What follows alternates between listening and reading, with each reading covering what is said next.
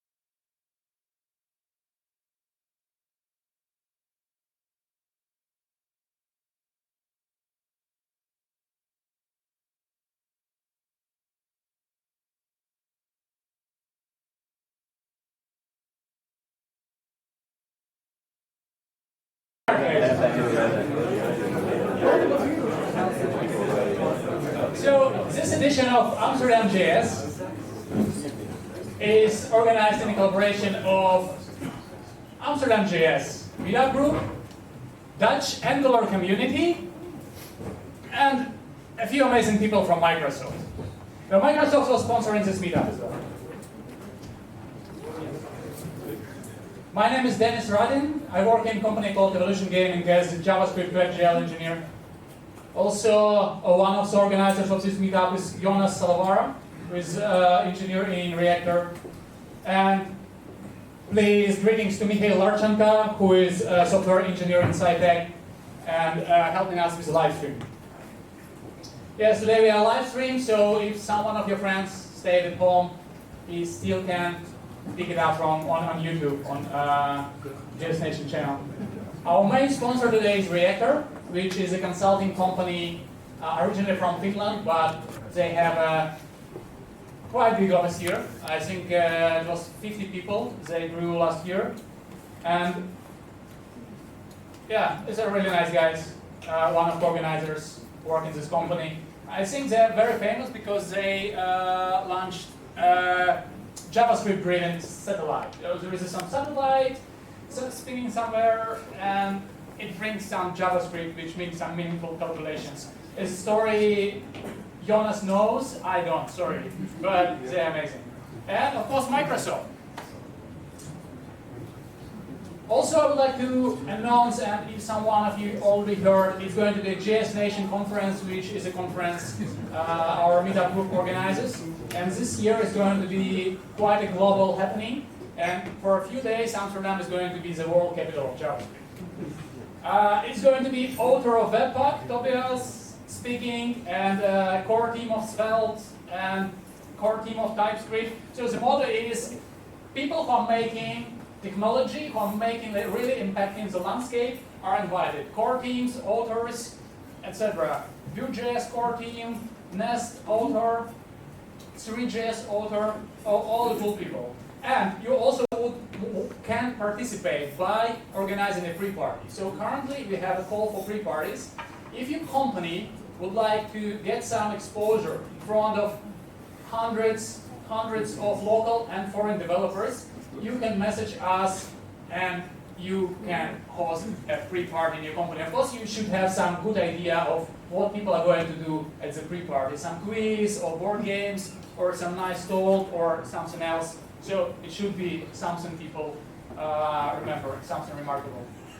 And today we are going to raffle some tickets for the conference for the best questions to speakers. So the author of the best question to speakers gets a ticket. So the first talk by Chris Norring from Microsoft, Introduction to Svelte. Welcome, Chris.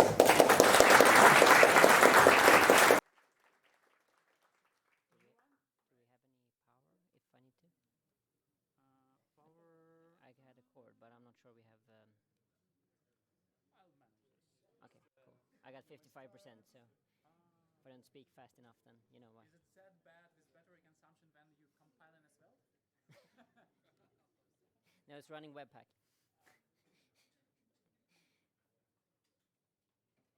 Let's see.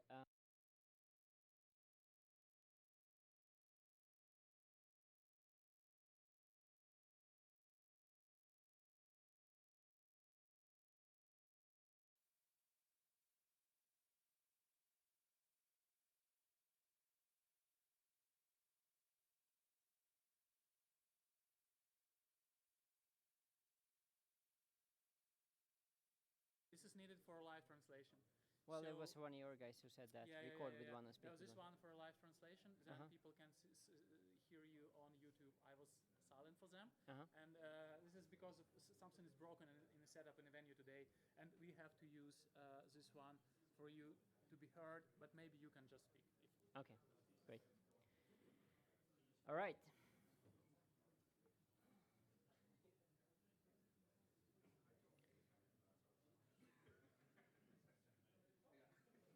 Any second. It's Microsoft Minute, right? So my name is Chris Noring. I am here to talk about Svelte. So first question, how many have tried out Svelte? Quite a few hands. Did you like it? Uh-oh. I realized after the fact that I think this picture of a cat here was well chosen when it came to Svelte. Because, well, either that or the icebreaker that kind of broke Titanic. Let me explain. So, the way I see Svelte is the fact that it's hiding a lot of the beast. You don't actually see most of the framework. I mean, the whole month about Svelte is to actually not show you the framework, but let you use the thing that you know, which is HTML, JavaScript, and CSS. You will soon see what I mean. So what? As I said, there are a lot less craft, a lot less boilerplate. It's very fast. It doesn't have a virtual DOM, and I think the author of Svelte has a very strong opinion of not using the virtual DOM, but I will link to an article after this so you can see that discussion for yourself. It doesn't have a script tab. That's not that unusual. A lot of us are actually building our applications beforehand and we end up with something. But yeah, I mean, no script tab. Okay, so Svelte is meant to be used in a way so you can either let your entire application be all Svelte, 100% Svelte, or you can swap out parts of it. What happened. So yeah, you can gradually start using Svelte, so I guess that's a good thing. It's just HTML, CSS, and JavaScript. The first time I looked at it, how could this possibly work? And then somewhere I found that Svelte was compiled. And once it compiled, I saw what it compiled, and I'm like, ah, there it is. There is my framework. So there's one component per file. Most of us who are coding spas, we kind of understand this already, right? Unless we are React developers, a few of us maybe. And we have a few presentational components. No, judging here, but well, if you're coding in Angular or other kind of framework, then you kind of notice it becomes a big mess and it becomes very long if you have all the components in one file. Styles are scoped by default. We have grown accustomed to this using Vue, for example, in the Vue developers. Yep, we kind of like it that way, but as I said, it's just the basics of what it means to code on the web. And we have the usual suspects. We got watch changes, input properties, events, all the things that we have grown accustomed to. So how can I actually say that I don't see the framework? How can I say that this is just the basics? Well, because what I'm saying is obviously not 100% true. It just looks that way when you first start out with Svelte, that where is that framework? I don't see it. So, show me code, right? Slides are boring, I agree. I'm going to try to be a bit fun tonight. I'm not sure I'm going to be able to deliver, but who knows? Anywho, I'm laughing for some reason. Looking at this, there's actually a script tag, but not a script tag to Svelte, so that joke's on me, right? What we see here is the script tag. We see a variable declaration, and we see it being used in some kind of interpolation in that H1 here. What we're seeing around there is what actually happens if we look at the compiled mess that comes out. Or, as I'd like to call it, Svelte 2.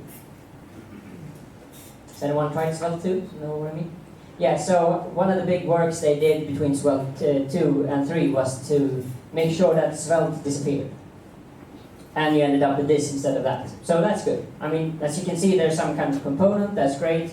Constructor, some kind of rendering function, and so on. So far it kind of looks like most SPA frameworks are components that we are used to. But, how do we get started with Svelte?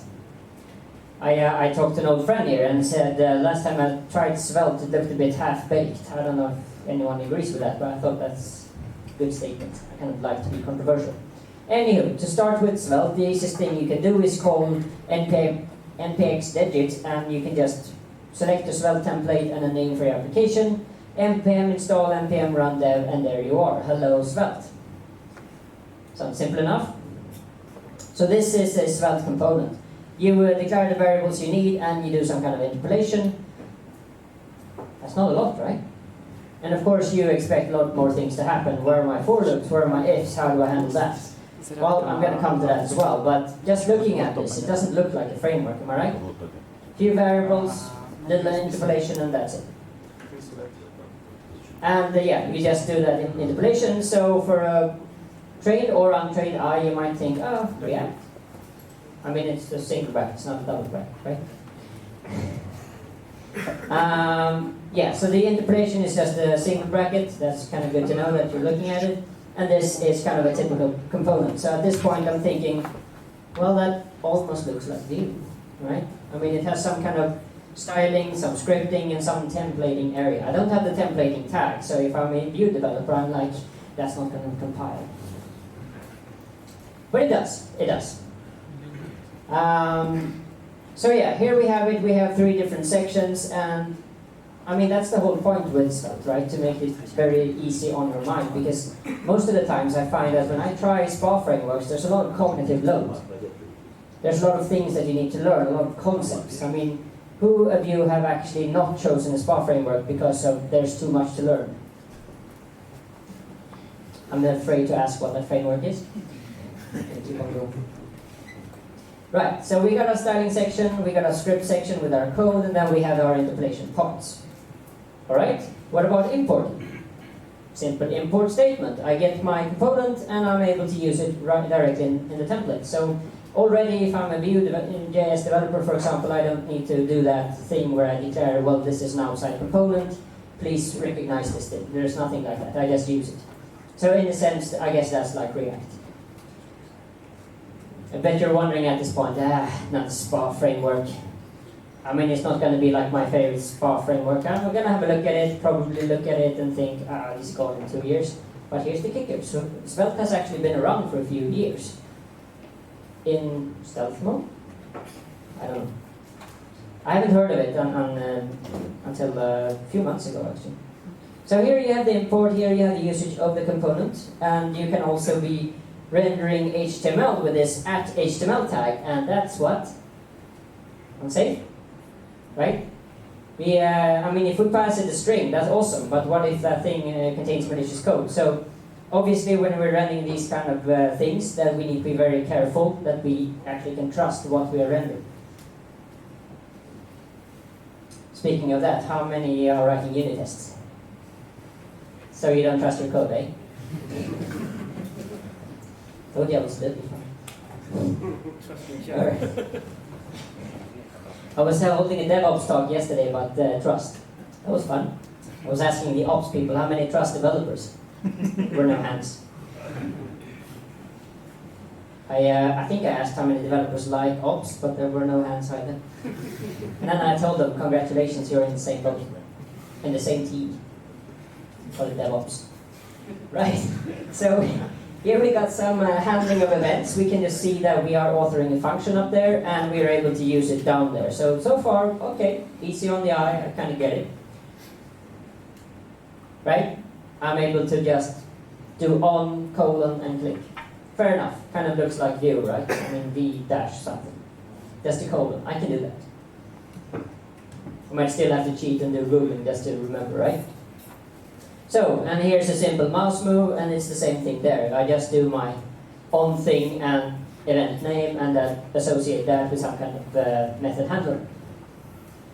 But I can also be using an inline handler here at the bottom, so we can just specify this lambda function straight up, so I don't need to use a named function.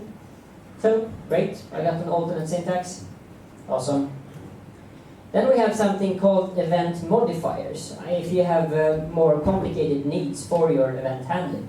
So let's say, for example, that you don't want that event to listen all the time, but only once. You want that thing to be disconnected and forgotten about. Then you can use this, forgot the name of the character, can you help me? Thank you, pipe. I'm a bit old, that's why. Right, so you use the pipe once, and as you can see, there are quite a few different modifiers that you can use, self, capture, passive, and so on. So I'm going to give you these slides so you can discover this on your own time. Does anyone feel like, yay, I want to try Svelte? 2 hands, awesome. Yeah, and my colleague is over there. He promised he would sleep through this, so That's good, he's still awake. Maybe I'm not loud enough, what do you think? Anywho, we can also do a computed state. That's great. So that's kind of like watch expressions, if you know what that means. So here we have the ability to say that, okay, I'm going to watch this count variable. If that changes, my double expression is actually going to change. And great. Now I got power. So that means I can probably finish my talk. That's okay. Anywho, we have some kind of computed state. That means that it reacts when that variable that it's looking at actually changes. But we can do that in a more complicated way. We can actually run a full statement when that happens. It's not just a simple, several different variables becomes one computed variable, but we can also run a bunch of stuff with it. We can even have multi-line expressions that are being run when something changes with that initial variable. So that's good. What about reactivity? What about assignment? Well, I think most frameworks today we are saying to each other, well, immutability is a good thing, and it makes everything so much easier to check if there's something has changed and so on. Svelte is having the same kind of opinion here, and it says, I won't actually update the UI if you do an array and a push. Then we're not friends anymore. But if you instead kind of reassign the contents of the array like this, then yes, then it will update the UI. So that's kind of good to know. What about component input? We don't want to be rendering components that are just static data, right? We want to be able to pass data inside of the component and also be able to raise some kind of event from the child to the parent and say, I change for whatever reason. So here we have a component input. The thing we need to do to make sure that we have some kind of public property that I can assign is by using the export keyword. That's how I do it. So I have my component. I add the export keyword to whatever variables that I want to expose to the outside world. That's the public API, if you will. So here we have the export keyword. Do I have some? It's not my head, right? Nested answer. So now we're using our public property. We're able to assign it to a value, and that way, yes, we got a presentational component. Great. We can actually be using spread props. Any React developers in here? You know what I'm talking about? So I'm able to send off all the different attributes here that I want to assign. I don't want to be doing that. If I have to do that, I might as well do Python or something, right? So yes, we want to do this. We just want to give it a full object with whatever properties that is and just pass everything in there. But I know in the React world that's a bit controversial too, because then I'm sending down a bunch of stuff and I don't know what half of it is and I don't know what I'm using. So, bet you heard about that one, right? So, component output. We want our child to talk to our parent because we might have some kind of to-do item, right? We want to tell our stateful parent that something has changed and maybe trigger some kind of AJAX call, whatever it is. So here we have a component output. We are inside of our child component and we are talking to this dispatcher thing. So we call create event dispatcher and we have a dispatcher that can send that message upwards from the child and up to the parent.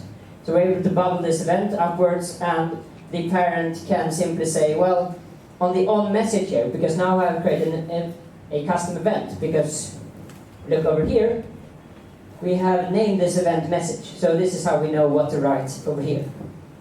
So these two are connected, right? So we have our custom event that the child is throwing upwards and the parent has the ability to handle it. Or the parent can actually skip this, can actually say, I don't want to handle it today. Maybe someone else can.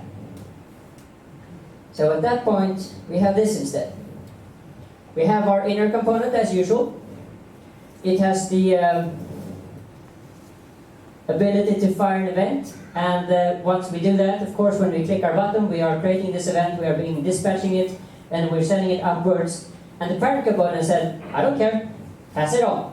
So as you can see here, we're just mentioning the event without actually associating some kind of event handler. We're just passing it upwards to this one. And this one says, yes, I actually care. So just a heads up here. If it's missing, it's not broken, it just means that it's sending it upwards. It's okay. I'm just preparing you for that future code review in which you missed the event handler. So now you know. So we call that forwarding, of course. We have directives. I bet a few of you are saying, where's my for loops? Where's my ifs? And I bet no one's asking where's my async await, right? If and else. 4, I get that. Let me show you what I mean by my async await. That's actually a very happy surprise. So if we look at the if and else, it kind of looks like handlebars. I think it might even be handlebars. We have an if statement. We have the ability to say if this boolean is true, render this, else I'm going to do that, and end if. We have some kind of similar logic to all the different templating frameworks that we used to. And going from if and else into, well, you can of course do if, else, if we want to. And it's a very similar syntax. We just add that middle statement with the else if. It was supposed to be funny. That was the promise, right? Not sober enough for this. Do we have more beer? Right. I love the fact that it's being recorded because I don't have a filter. Don't mean a mic. Right, so here we're looking at for loops. We have the ability to just iterate over a list and, well, show everything out there, and it's just an each with a, yes, it is a flipped for loop. You see that, right? So just a heads up that we're actually starting with the list name and then the item name. That warped a lot of people's brains first time they saw that, so I'm telling you, heads up. So we have our for loop, everything is good. List first, item later, no, you can't change that. Right, so, and of course we can spread it. So we can look at our item and say, oh, here's the name of the property, we want to render the property, the ID, and maybe whatever else that we're passing to it. And yeah, and like all for loops that you're used to in SPA, you want to point out that unique key, so you're actually optimizing this. There's no getting away from it. And now comes the stuff that you didn't ask for. The async await. What you can actually do with that fun thing is if you have a fairly simple construct in which you call some kind of backend API, you have the ability to actually render out the success case, the then case and the error case. So, as you can see here, I have a function that says call get data. I could theoretically, because I'm using async await here, I could be capturing the stuff with a try catch, right? So if there's an error from that thing, I can maybe rethrow that into a more readable business exception, or however you would handle that. But the point is this. This one produces a promise. This is using async await.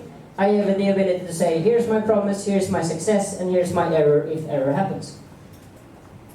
I think that was kind of neat, right? Few heads. Woo! That's good, I like excitement. Now I know who had beer. Not judging. I would also need beer.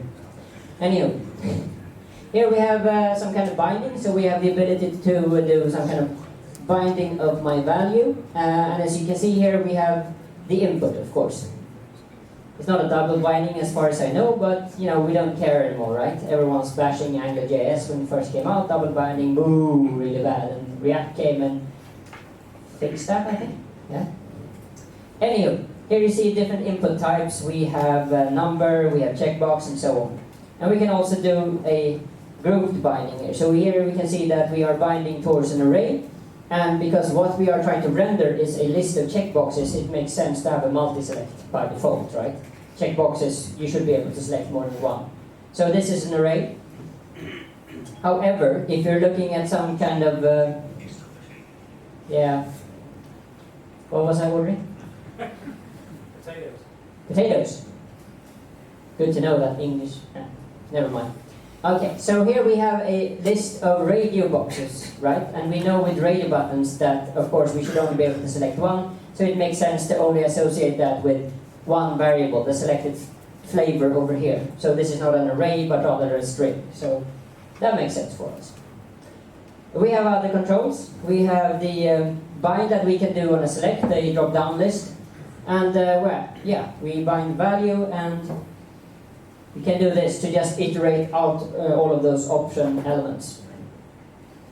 Almost sounds like we could build something with this, right? It's a do-up. Yeah, I know, right? That's a whole world of spas, I think. Unless you're doing heroes or villains, which John is doing. That's also fun. Him and me both love Vikings. I don't know if you heard about NG Vikings, but Anywho, here we have a div, and we have a bind to an inner HTML, but I hear a lot of people don't like this editable thing, so I'm just going to leave it there with no further comments. So, it's good, you know what I mean. So working with lists, you can do that in two different ways. You can either be mutating a list, right? Or we could use some kind of immutable version of doing this. So we can be using this bind checked statement, in which case it will, well, mutate the list. And as I said before, that might actually be bad. But if you want to take the immutable route, then you can actually listen to this onChange event in a checkbox. And let's see here. Yeah, so here we have our handle changed, and our handle change is saying this is the stuff that actually changed. And yeah, so we have the ability to reconstruct the list. So we actually now have an item in it with it checked properly. I didn't have that in the code if you were fast enough, so that's why I just forgot to add that. It's good, I'm just checking if you're awake. Anywho, we have routing, but we don't have routing in the actual core of the code. So there are a few opinions. I think there are 2 or 3 different routing libraries. This is, I think, the most famous one by Emil Tollin. He might actually be Swedish, potentially. Sounds Swedish, right? You don't have that as a Dutch name, right? Yeah, I do get confused. I have to admit that as a Swede. I'm going around in Amsterdam and I can read almost all the sites. I don't know what's up with that. It might be that weird smell I'm feeling near the street corner. Not judging. Like people who like life. Anywho, so here you got the different links, different menu items, and you've got different paths that you can associate with different components. So that's kind of what we expect from our routing, right? We have a way to set it up, some kind of menu items, and we have different routes that's able to handle all of those navigational bits. And we also have some kind of testing. The Svelte testing library. Anyone's using React, right? Few hands. So how many are doing this new version of doing React testing, the one that tests on the surface? Wait, how many of you are testing again? Yeah, never mind. It's a very uncomfortable question and everyone's like, yeah, give me a beer. Anywho, so here we're looking at a very high-level surface test though, right? Because we don't want to test the internal concerns of a component. We want to test actually what happens. Does my component still work? Am I able to click that button? Is it rendering the correct thing in the component? So here we have the test in which we have the ability to, what? Grab some kind of a component and say, do you contain this text? Yes, you do. How about I grab a button instead by its name, and I try to fire an event on that button, and after that, I can verify that it actually contains what it should be containing. So this is a kind of good high-level test. Do I have some? Okay. So as you can see here, this is high-level testing. This is a framework that's fairly easy to use. And if you haven't seen that, you who do React, you should have a look at the corresponding one for React, because it does exist. So, in summary, I'm soon done, promise. It's been around a while. It's been on stealth mode or ghost mode, or whatever you want to call that, since 2016. I think there were probably maybe 2-3 users at that time, all core maintainers. We're now on version 3, which means we have made the framework go away, and it's lurking as like this iceberg waiting for Titanic, you. Right? And it's the new kid on the block, right? Who wants another spa framework? That's why we do JavaScript, so we can change our minds every 2 months. Who wants to commit? No one. So it's very easy to learn, as you see. It's just HTML, CSS, and JavaScript. You could probably take my slides and build it to do it, and then you tell the client, please pay me. So it's a compiler, as you can see. You're not actually seeing the end results. You're just passing that on to your page. So that's good. It's only a framework at compile time. After compile, there is no framework. It's just normal ES6. Right, it's a very small footprint. It's fast. The creator says that I don't have virtual DOM, and that's why it's super fast. So, but yeah, there is a long article about that one. Tooling for Vim. Anyone excited? Still haven't exited, right? And of course, we have tooling for VS Code, which is awesome. It's, yeah, I mean, the downside to Svelte is the fact that the core is fairly small, but there are some good third-party libraries for router testing and some other bits that are fairly well battle tested. If you can say that about the SPA framework, Ardell, I think battle tested for me means a few years. So that's past. Who was that? I think that was Manfred Steyer who said some SPA frameworks have less longevity than my milk. You agree? I think you do. Is it ready for production? Should I use it in production? SPA framework, right? JavaScript, who cares? We just deploy. I like how we can be honest. So, thank you very much. Yes.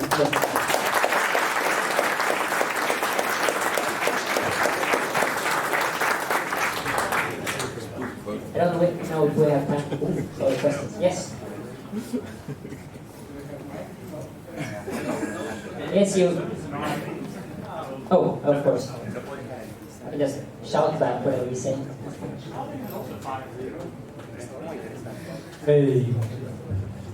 Hey. Hello. Thank you for your call talk. I have a question.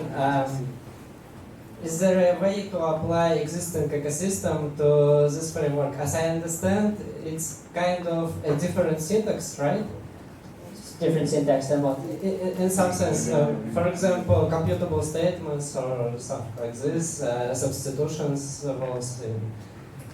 And there is a way to apply linters of formatters existing one, coverage, for example, to the code right on Svelte. Are you asking if there are linters for Svelte that says this is correct? Yes, or there is a way to apply existing linter to Svelte to explain to some intermediate layer, I don't know. Okay. So, I hope I'm answering you now correctly, but the extension for Svelte is very good at telling you that this is working Svelte code and this is not. So, in a sense, yes, that Svelte extension is the linter. I hope I was answering. Also, if your tests are in Cypress, then perhaps they will still work. Fair point. I mean, Cypress just works on this stuff. I think you were next.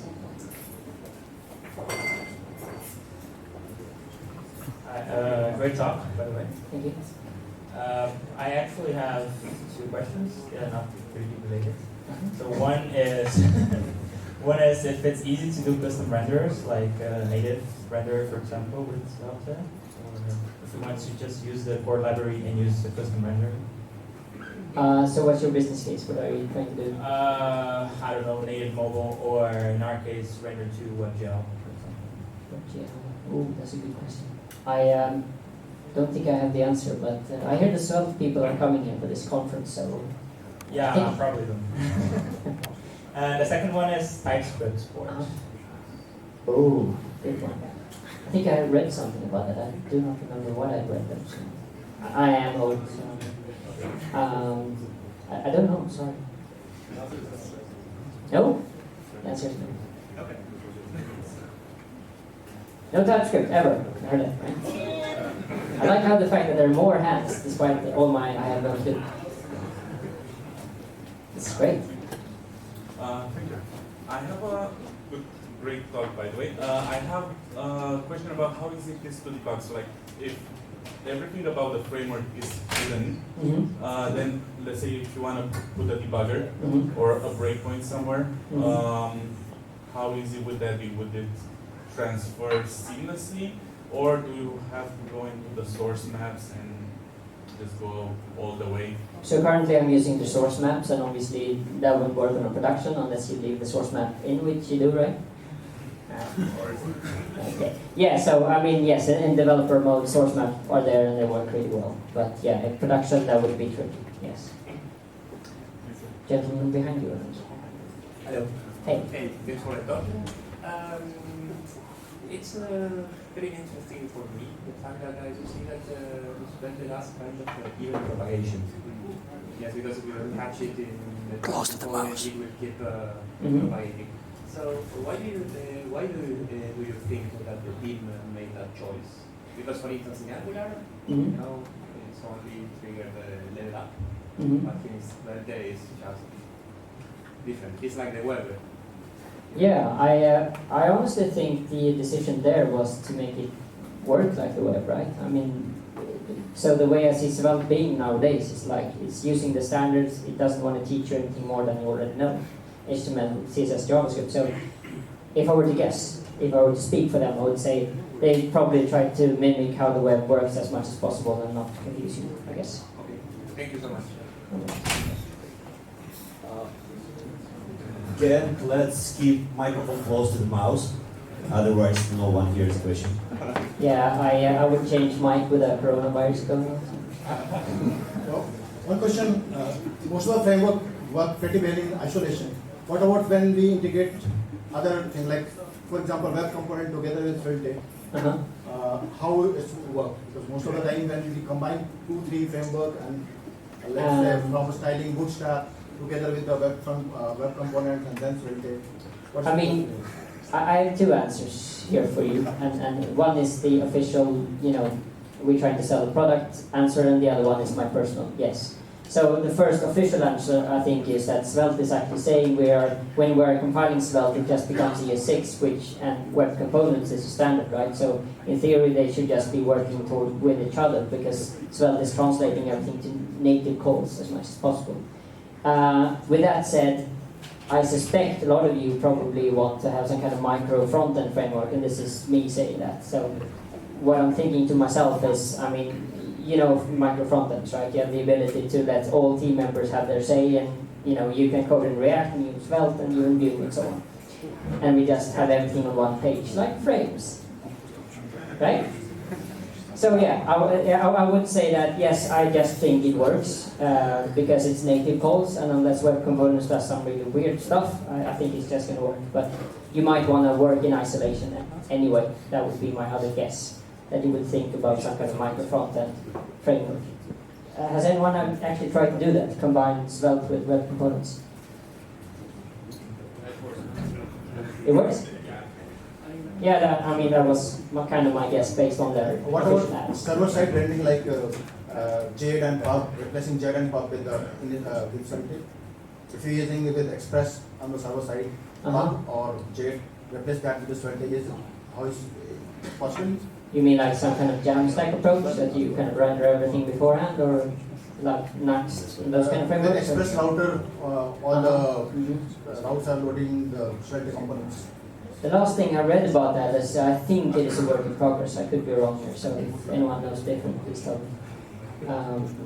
I remember reading something that they were working on something, Next like that, should make it. Huh? Is it working well as well? It's not an outcome? Okay. I just found an old article, obviously. Thank you. We should probably limit maybe 2 more questions. Yeah, this is fun though.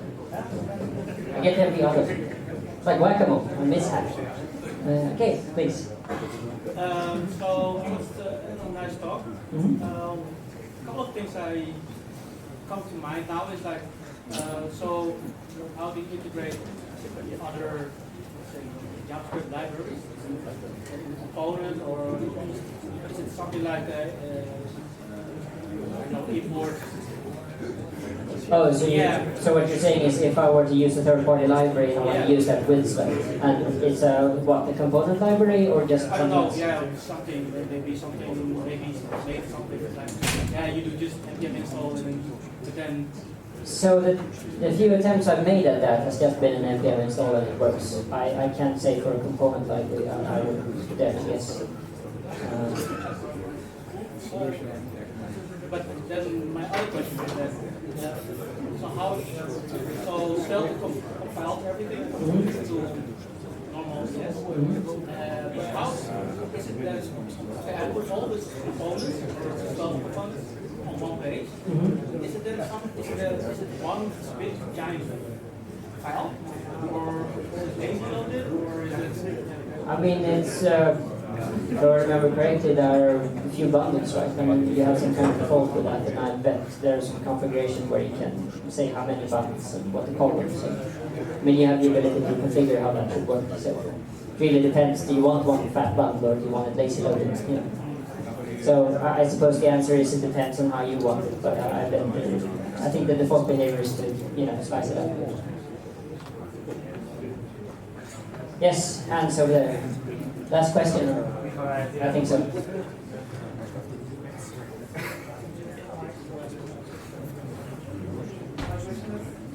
All right.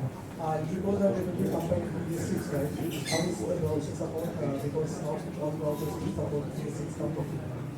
They still have really time left for the files. Oh, you mean if it compiles to ES5? It's a fairly good question. I don't know actually. I know it's modern JavaScript. But it works? Do you have to do like a setting change to make it ES5, or is it done? Here's Babel, so it kind of gives you some kind of functions that, yeah. The second question is that, is there any like tutorials already Babel? Is there like any scalable production app that's already using? Scalable production app, you know, mean like a big, really heavy app that says Svelte works even for advanced cases? Or? Is there any app already that is using Svelte for a long time? I believe so. I believe that's on the official webpage also. I think they're mentioning a few examples there, so I would just go to that svelte.dev, I think is the URL. Right, I think that was the last question. But,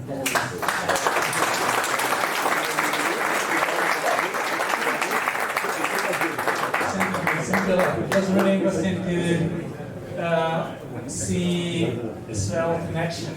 I think Svelte was a breakthrough of the season, right? We had so many frameworks. We have Backbone. No, we probably don't have Backbone anymore. Then we have Angular and the Vue and the React, and then there is a place for one more. It's really exciting. Thanks for telling us the story. Thank you. I mean, I think Svelte is so new that even 20-year-olds are talking to it. So, I mean, they're half my age, so it has to be cool, right?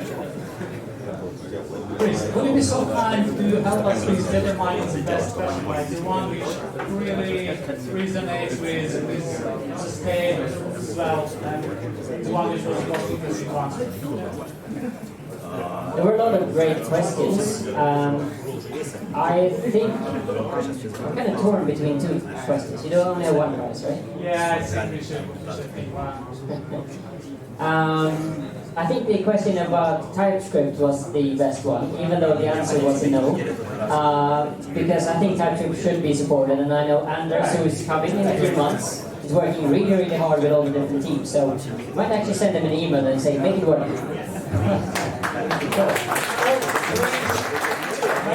Message us in any way if you would like to have a detailed line. Cool, thank you, Chris again. So the next talk is by Roy Derks.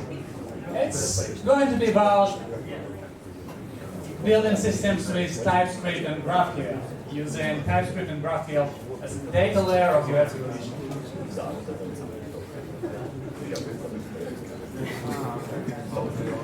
Actually, Roy just recently written a book about GraphQL.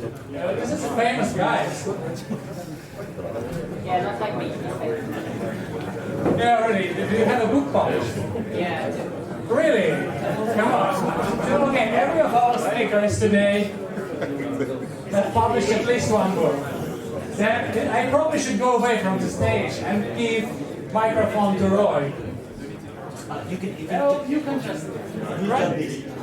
this one is louder. Okay, you can just use this one. Okay, great. So, thank you. So, today I'm going to talk about how you can use GraphQL as a data layer for your UI. And there's some TypeScript in there, but it's not the main focus because I don't have enough time for live coding. And I think most of the pros of TypeScript are being shown when you do live coding. So, I'll explain how TypeScript can help with this, but the main idea is about how you can use GraphQL as a data layer for your UI. So who's this talk actually for? So the idea of having a data layer came out of a frustration of mine when I work with backend teams or when I work with APIs in general. So suppose this is your situation, right? So you have a front-end team, maybe you're part of it, maybe you aren't, and you have a backend team. So who's doing front-end here? So do we also have backenders? Just a few, so I can, sorry, I can make jokes about you or tell everywhere. So suppose this is a situation, right? You have a front-end team, you have a back-end team. It's probably not a little situation, like you crash the screen and your back-enders are doing exactly the job you want them to do. So suppose you're adding a new feature to your application. So a new feature is added, maybe it's a button, maybe it's a new wish list page for e-commerce. So this new feature is added, and typically both teams start updating the code, right? So probably there will be a new endpoint if you're using REST, or there will be additions to an existing endpoint, and then on the front end you need to make the feature work. So basically both teams have to put in the work, and both teams, they can collaborate, they can communicate, and they can actually bring the feature to life together.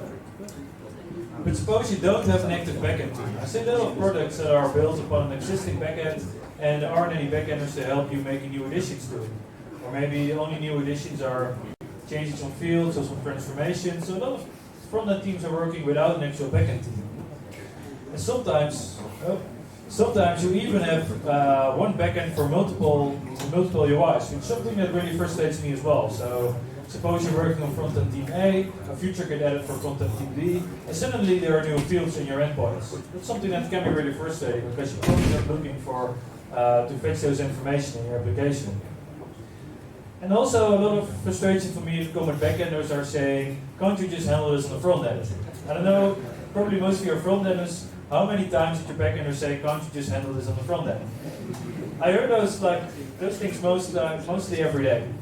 So backenders are sometimes a bit neglected to help you solving things on the backend, so you end up changing stuff on the front end, which basically leads to a lot of complicated front ends. As Chris already told, single page applications, you have to handle a lot of stuff. And some of the things you have to handle are those. It's like state management, it's API composition. So if you're using Angular, you're probably using RxJS and you're merging observables together because you need to find a way to get information from multiple endpoints at once.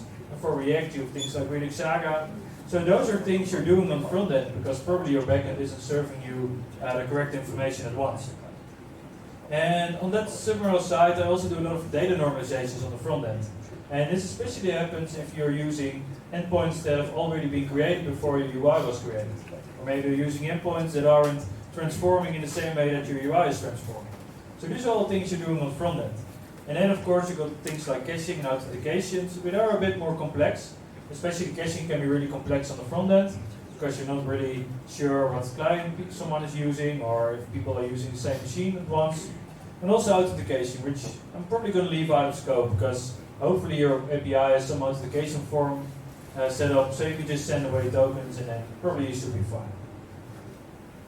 So how to solve this? So to solve this, one of my approaches is using a data layer. There are typically always more ways to solve this. But let me tell a little bit about myself first, to give you some context. So my name is Roy. Most of my time I spent working for the city of Amsterdam. We're actually working with a team of like 20 developers to make applications to make the city a better place to work for, but also to make the city a better place to live for, or if you're not from the Netherlands, to make Amsterdam a great place to visit. So we're building applications to help people understand how people travel through the cities, or how civil servants are doing the work so it can be more efficient. And also I teach React and GraphQL with React GraphQL Academy. So if you're looking to learn more about these technologies, then definitely look them up. So we already had a quick brief look at how front ends look nowadays. So to give you a small look again, so we need to handle stuff like state management or API composition, normalizations, caching, authentication. So these are all stuff back in the days when you just had a LAMP stack and you were writing PHP on the back end and then HTML on the front end. You didn't have to deal with state management or wrapping APIs together or things like caching. Things are way more easy. So how did this actually get this complex? So if we go back to the situation where a new feature was added to our application, we needed to update code.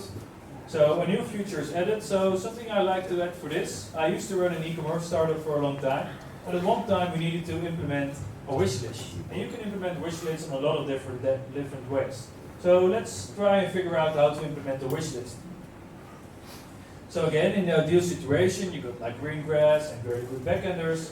And if you want to implement a wish list, probably your backend is going to create a new endpoint for this, which is called something like wish list. And on the front end, you're going to make technology to actually fill this endpoint with data, and then you have some put request, or maybe some post and get request, or deletes. So ideally, both teams will enter this new feature, and all will go well. You don't need to do anything really interesting on the front end.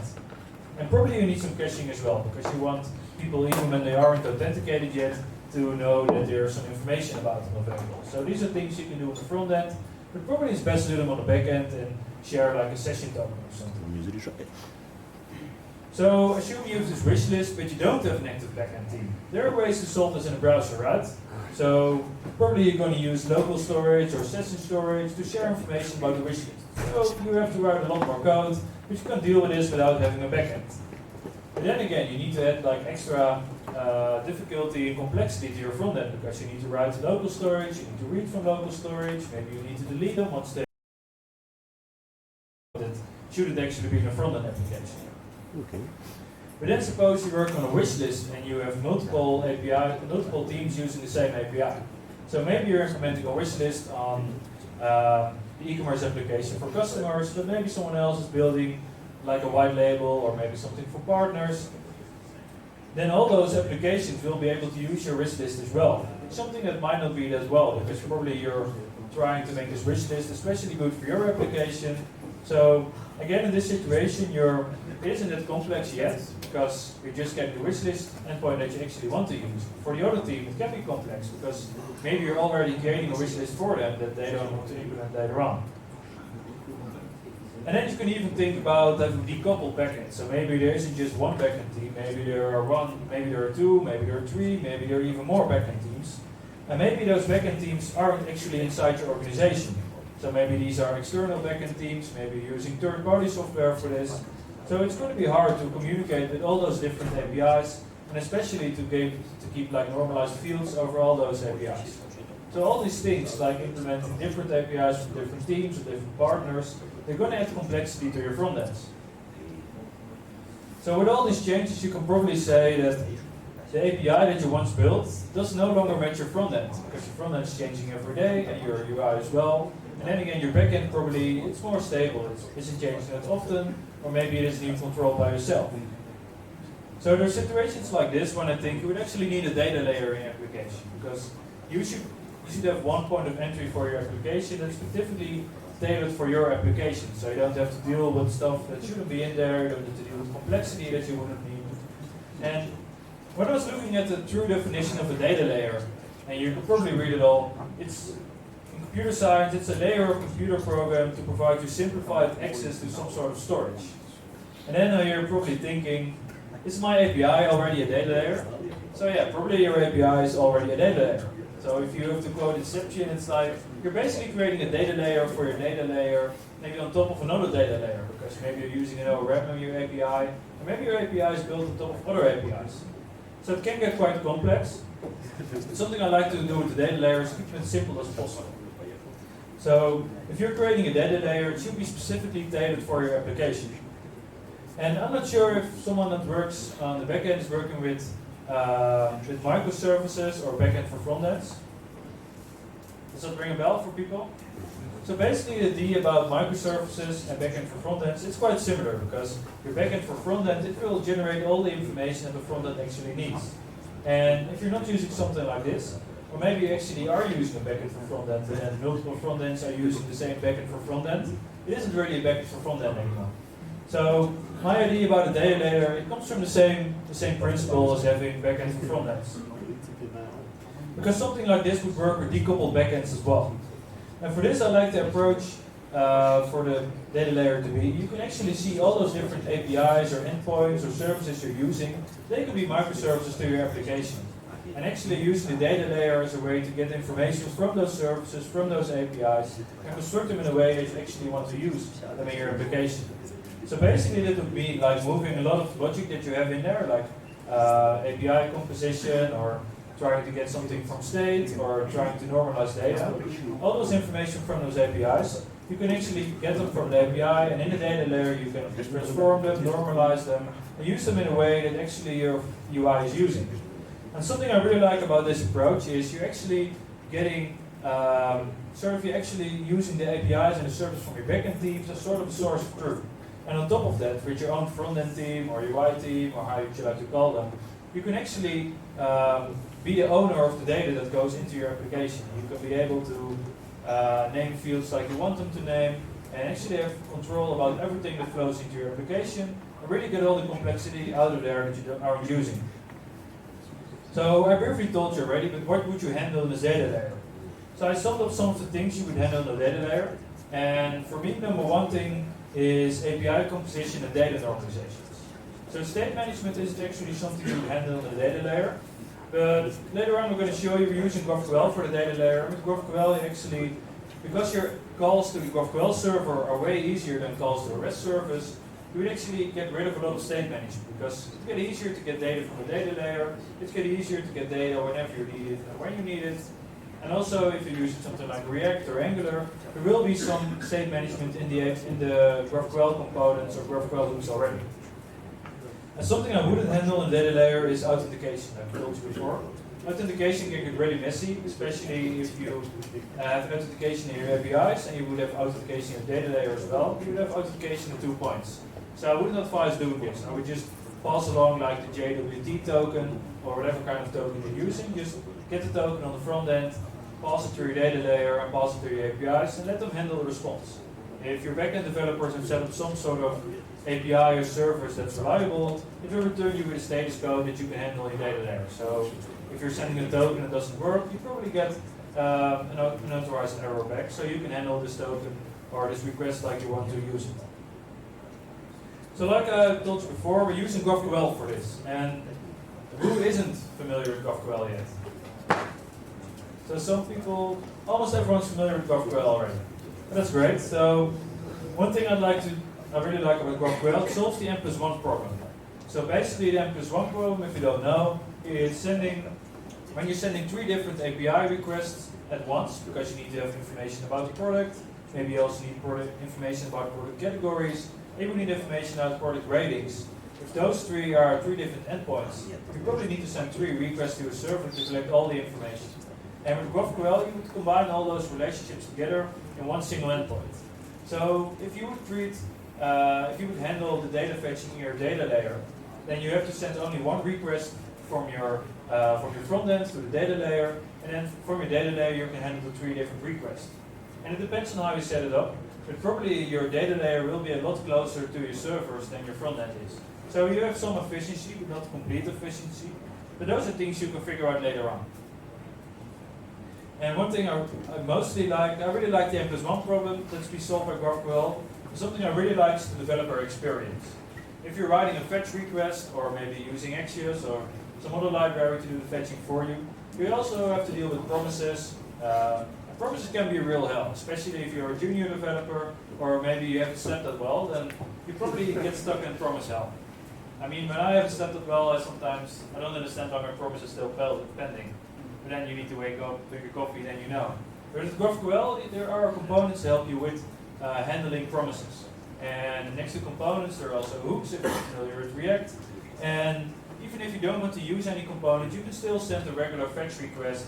And instead of sending parameters, you would send a body, which would be like the parse GraphQL syntax tree.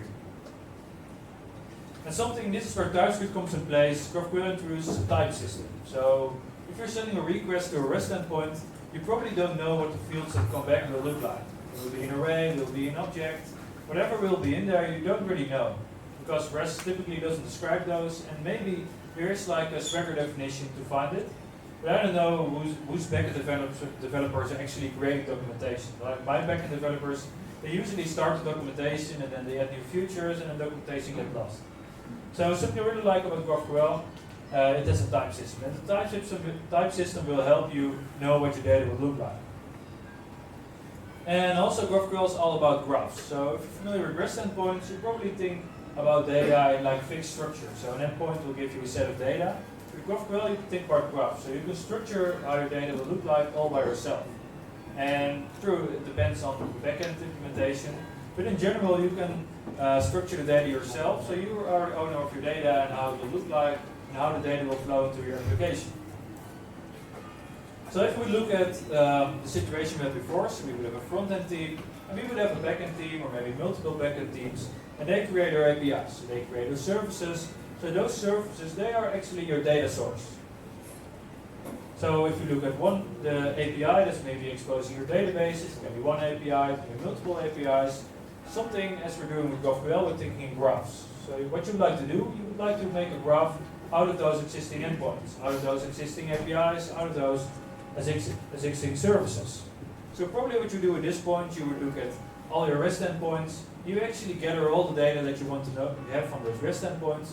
So maybe you're having a products endpoint to return you a title and a price. Those are things you only use from this endpoint. You would create a graph on top of those endpoints and defining that you want to have like a title and a price. And you can do the same for all of the other endpoints. And then maybe you're using a third-party application for getting customer reviews, or maybe using a third-party API to handle your payment. So these are all things you can put graphs on top of it, because you probably will know what their request will look like and what the response will look like. So if you're handling these things like graphs, you can actually control how the data flows from these graphs into your data layer, and then later on control how this data is being gathered from your data layer into your application. And so we have this situation again, and you've defined graphs for all your different endpoints, for your different services, for your different any other API you're getting in there. And if you would look at this, you would have something like schema federation. And if you're using Apollo, you've probably heard about schema stitching. And like a year ago, they introduced Apollo Federation. And federation it's a variant of schema stitching. Basically, it means bringing together multiple GraphQL schemas or GraphQL graphs together to get data from all those graphs at once. And if we're looking at this situation again, so you can also think about it maybe your API team is already creating GraphQL APIs, so they would already have a schema. So with schema federation, you can either choose to create your own schema and then use it in the federation, or maybe your backend team is already creating GraphQL APIs, so they can add their existing schema to your federation. So that way you would always have one schema that applies to your application. So basically it looks something like this. So you would create a schema on top of your external services, or your external services already have a schema. And this schema will be federated so you can use it in your data layer. So if in your data layer, you're getting the information from the services, and you're gonna expose them so they can be used in front end. And you will do the same for your existing APIs. And if your existing APIs aren't GraphQL APIs already, then probably you would need to do some data transformations or normalizations. And for this, is something which I really like to use TypeScript for. So like I told you, GraphQL already introduces a type system. GraphQL is using a type system, and TypeScript can help you with dealing with types. So if you're using TypeScript in strict mode, you won't be able to use your code if your types aren't matching. So suppose you're creating your own schemas on top of these services, then probably you need to normalize the data that's coming from these services to be able to actually use them in your front end. Because somehow you need to get the right fields out of there, you need to combine endpoints together, you need to get data from external services and match them all together. So if you need to do any data transformations, really use TypeScript for this. Because you can imagine, if you're using GraphQL in your data layer, and you're using GraphQL for your existing services, and somehow the types don't match, you're going to get errors. So your code won't run, or you won't be able to fetch any data in there. And if you don't use something like TypeScript in the middle, it's going to get really frustrating, because you're getting types from some place, and maybe something starts as a string, and it ends as like an array, or maybe it's going to be a number. If something doesn't match in between, your code is going to break. And especially if you're getting these normalizations in there, it's really easy to break your code. And something else I really like about, if you're already using TypeScript for the normalization part, and you're using GraphQL as well, it will be able to use end-to-end type safety, or almost, because probably you're not owning your database, so you can't define what types will be in there. With end-to-end type safety, it already comes in place, and this is something you would really like of a data layer, because if you don't have type safety in your data layer, you probably still end up in the front end checking if your string is actually a string. So these are things you don't want to do in your front end. And something I really like for getting end-to-end type safety in there is GraphQL code generator. And by using this, you can do two different things, or actually you can do a lot of things. Two things I really like that they're doing is creating types for your resolvers from your schema, and then again use your schema from your GraphQL service, or maybe your GraphQL data layer, and transform those schema with documents together into components you can actually use. So with code generator, Apollo has a code generator as well, but it only creates Apollo components. With GraphQL code generator, you can also create components for other packages like URQL, or you probably have vanilla and TypeScript components you can create as well. Still, you can also create Apollo components. So if you're doing it like this, you're probably you're building graphs on top of your existing services and APIs. You're going to use TypeScript to normalize the data, and you're probably going to use this package to get types from your schema. And then in your data layer, you would have all of those data available, and you would also have schema available that will return information to your front end. So overall, you would basically own all the types except for what's underneath your existing APIs and services. So you're almost there for type safety. And then something we needed to handle was like authentication, but I think it's really out of scope in this place, because we'd just be passing along the token so your APIs can handle it. But something we can handle with this is state management, because like I told you before, if you're using GraphQL, you probably have query components or query hooks, and they will make it easier for you to handle state management, because probably you don't need any state management at all, or maybe you need to track if your pop-up is opened or not. Those are things you can handle quite easily with state management solutions that are maybe already in React, or for Angular you can still find other ways to work around it. An API composition is something we can also handle in the data layer. So in data layer, you handle API composition, so you don't need to merge your observables or use Redux sagas. And then, of course, data normalization is something we also handled in here. And basically, the only thing we didn't really cover was caching. And so caching is always tricky. That's why I probably tried to avoid this topic for some time. But there are multiple ways to cache a data layer. So you can actually cache the results from your APIs and services inside the data layer. But then probably you would have to run your data layer somewhere where there can be caching done. And there are multiple ways to think about it like this. How would you handle caching with authentication tokens? So I think caching can be maybe too complex for your data layer at first. But something that you can easily handle caching in is actually when you're using GraphQL, something like Apollo or URQL. It can be easier to cache those queries on your front end. So caching would be the only thing from this list that I would handle on my actual front end. But then probably this is the first question that someone would ask me, do I really need a data layer? I don't think you don't really need a data layer application if you have a backend team that can help you constructing endpoints, or maybe already constructing a GraphQL API that fits the needs of your UI. But yeah, that's like an ideal world. So most backend teams I work with, they either can't work on the same level as UI developers are working on, or they don't have the resources to create actual endpoints that you want to use. So typically you don't really need a data layer unless you're using a really big application that isn't having an active backend development team, or maybe that's being built on top of existing services already. Something I do really like from a data layer, like we saw, it makes for a great migration path. So if you have a data layer with schemas, and then you're using existing APIs and services, then also you've created a schema for those services, and later on your backend team can easily replace those APIs with an actual GraphQL API.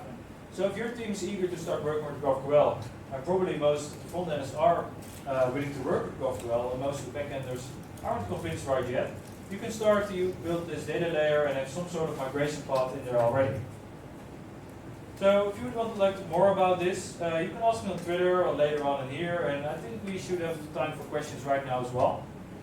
So yeah, I see some questions already. Maybe, do we need a second mic for the questions? Come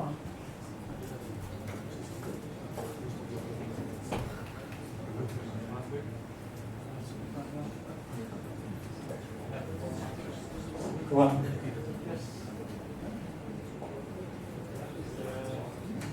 Okay. Hello. Hey, thanks for the talk. Can you expand a little bit on that migration path? Where did you start? How can you incrementally go towards? Yeah, so basically if you want to start using GraphQL in your application right now, there are great packages like Apollo Link REST if you're using React. Or there are also packages that help you create GraphQL APIs if you have a Swagger definition. I can tell you about it later on. But if you want to get started with the data layer, then probably I would start by making graphs on top of your existing APIs and handle those in the data layer. I seem to draw a picture.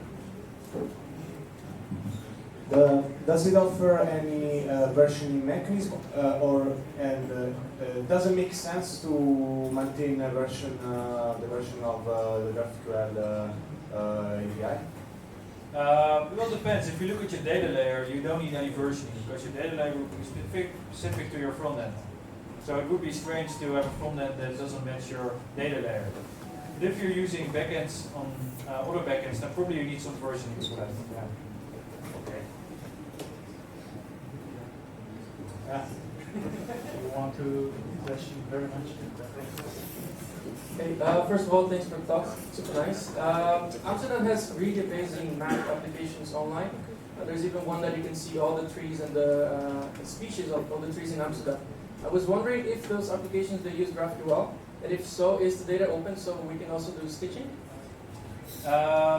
We actually, my main inspiration for this talk was, like in the city of Amsterdam, we've created a lot of APIs, and those APIs aren't maintained every day. Like we make APIs, maybe some APIs were made a year ago. So actually something we did was stitching those APIs together with GraphQL and use it in like our main product, which is like an open data portal. I'm not sure which map you talk about. Maybe it's in the same portal. Could be with a lot of different map layers. But our map applications aren't using GraphQL yet. How would we then get access to those? Oh, if you want to know more about this, you just go to github.com/Amsterdam, and then you can find all the repositories. It's like over 250 now. Thanks.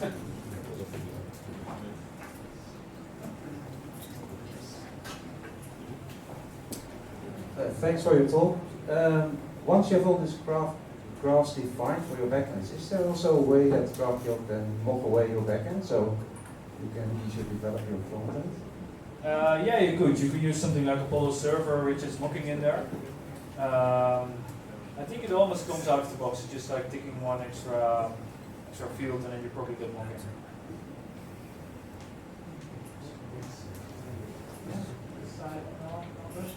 It's really surprising. Like,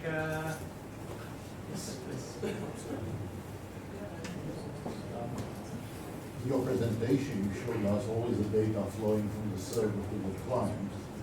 I presume you also had something that you make it go back into the server and all this stuff. And I was wondering, do you think about any notification system, like let's make a favorite list or something, like in a way a distributed database, like you would have your app sort of talking to your local things and not worrying about the backends where they are, because you say you abstract them anyway for composition, but will the flow be bidirectional? Yeah, so basically what you do, if you have existing services and they can accept data like in a post request, you can just send the data back and forth. And one thing with the data layer, you can also use the data layer for optimistic results. So maybe you're always sending data back from the data layer, show there is something coming, and then you can still send a request on the bottom. So basically what you do is just sending back and forth the request to the data layer and normalize it, and actually get all the clutter out of there. Do you have notification in there as well, like somebody put something on the list and somebody else like get it without refreshing or?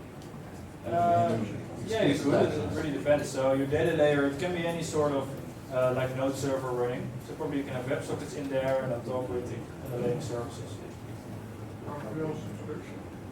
Yeah, so you can use WebSockets together with subscriptions, and then you can have like real-time data if you like. But your already existing services should have something like this implemented already. I was asking if you actually put something in your project that would handle this, or it has to be implemented separately. I think you have to implement it separately. Thank you.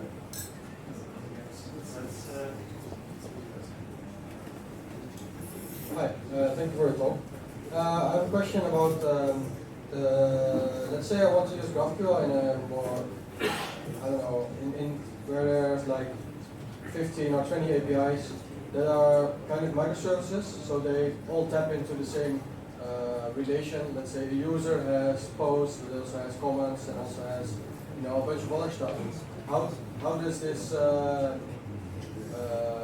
this one graph, let's say, make sure that the underlying services that provides, I guess, something to the graph layer that they don't introduce breaking changes? Yeah, well, I think it's always hard to do it like this. So there are multiple ways to do this. So GitHub has one big schema for everything. And with something like the federation, actually each microservice would have its own schema. And if something changes in the schema, it will be known by the rest of the federation. And is there anything that ties, because you have typing, you could do type analysis over your front end and over your schema. Is there anything that will help the developers of the backend teams to know which apps will break when they change something? Yeah, in general you would like to have something like this, but I guess the main idea of having a data layer is being more independent of your backends. So either way, if your backends change something, you should probably change something in data layer if you're using that field. Okay, yeah, of course, but I want to know when it changes that there is a problem on some front end, and I could, let's say, if I'm a backend developer and I change something, but I'm not sure whether or not it's used in the front end, because that could happen, right? You could have a bunch of fields and only like 5 of them are being used. So how would I know? Is there anything, any tooling that provides this? There probably is. You could use like what are you currently using to monitor your APIs? Probably it's something like this to see which fields are used. Yeah. So currently we have Swagger, right? Yeah. But yeah, probably if you have a big setup, use something like Kibana, you actually monitor all the queries that are coming in and out, and you can see the response to those queries. Yeah, but that's after the fact, right? So that's when I already deployed, so then I'm having a big bug or a production issue. Yeah. So I was more looking for something before that, but apparently maybe there's one. Well, thank you. Yeah, there probably is something, but things like this, it always starts and ends with communication. Such a question. If we introduce GraphQL as an additional layer, so does it mean that this layer also needs to be tested if we go to the approach for AWS, how much effort that is required from the developers to cover one additional layer of testing? So basically what you're doing, you only need to test if your schema can still return the information that you want to be in your schema. So it isn't that much testing to do, and you can also test on the front end, of course, if your schema is returning stuff. And you can also test the entire flow. But the main idea of having JavaScript in here is you don't have to test that much. Thank you a lot. Can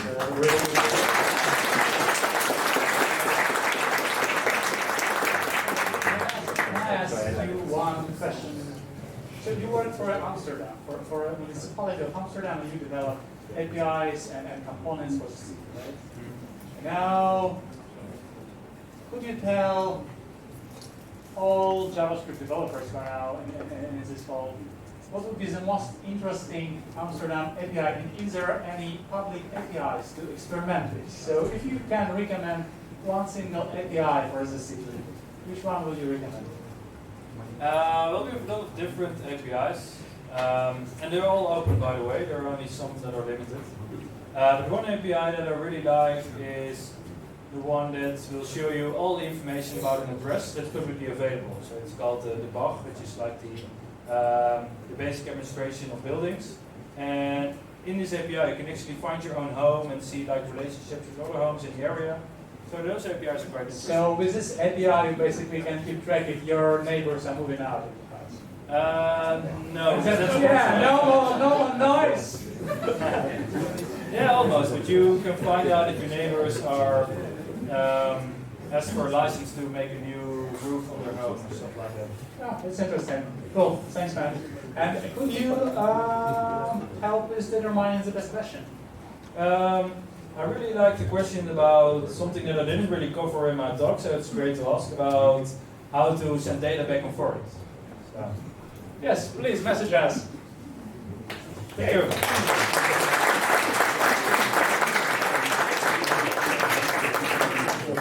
Now, welcome, John Papa.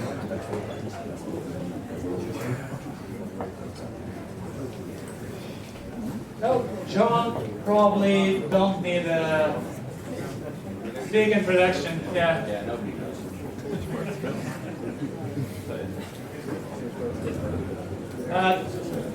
The topic of the talk is like summarization of frameworks experience. So what we can get from all the frameworks, how we can compare them, and what are benefits it comes. So, welcome, gentlemen.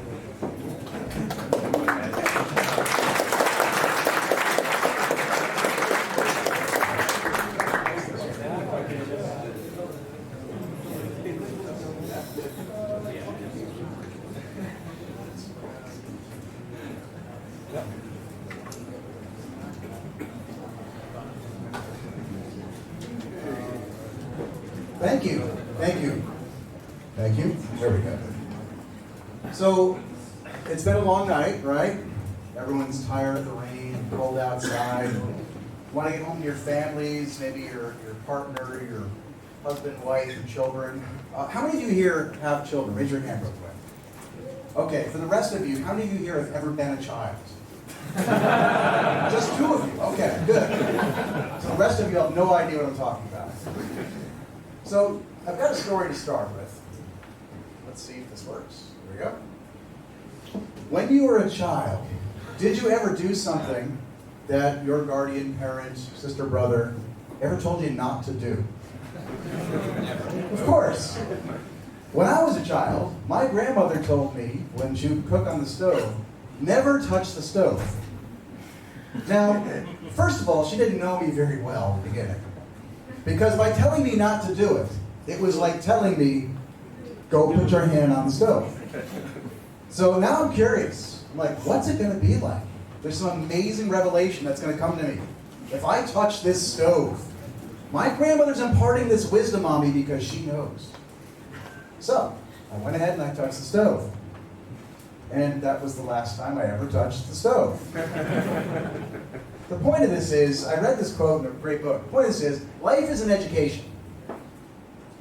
Everything we do is an education, and is learned mostly through what you learn through your experiences, not by what someone else tells you.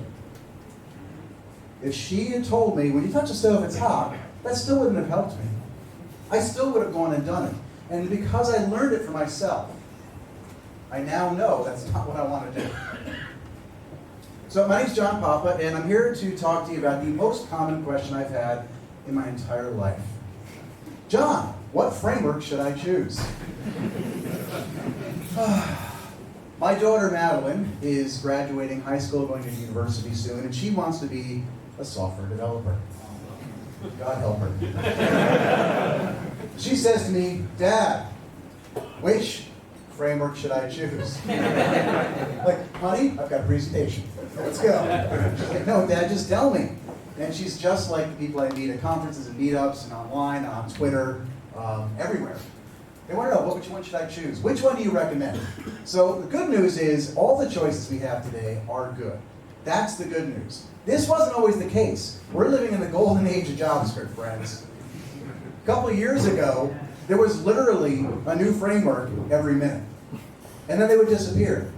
So people are like, hey, did you hear about Batman.js? Anybody here know about Batman? Yeah. Somebody here must have used it. I did. It's crazy. CanJS? Remember that one, anybody? Backbone? Knockout? Let's go. Ember? Ember's still around. It's not that old, right? What about jQuery? That's this thing called jQuery. Everybody use that?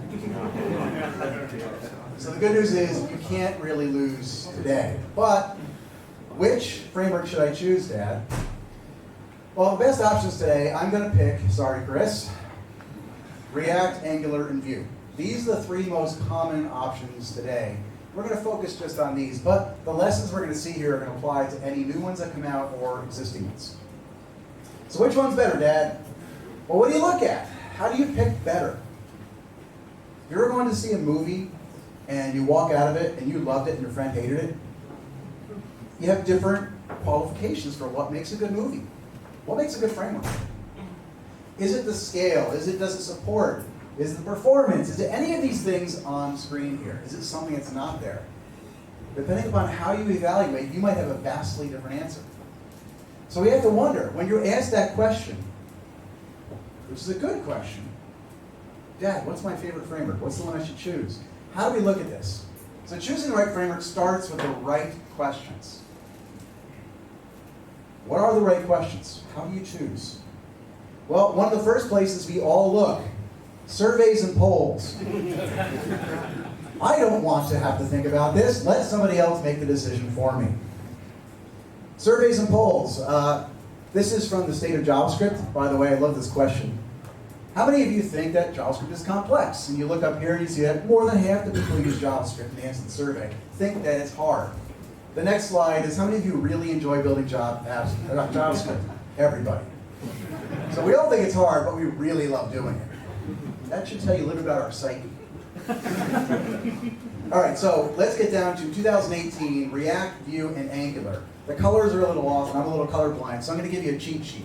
If you'd like to use it, or if you use it again, or if you'd like to learn it, React, 83%. Vue, 75, Angular, 34. That's how this survey came up in 2018. So clearly, we should all be using React and we've done everything else, right? 2019, what changed? React 83, Vue 74, Angular 30. And because Chris is here, I added this one. Svelte came in at 50%. Ironically, 45% of the people who answered for Svelte haven't used it, but they'd like to learn it. So Chris, you've got a job. So this is interesting because according to this, we really should be looking at React and maybe Vue, and everybody else just let's dump the rest of them and move along. What about Stack Overflow? Stack Overflow, which is the famous copy and paste all my code place.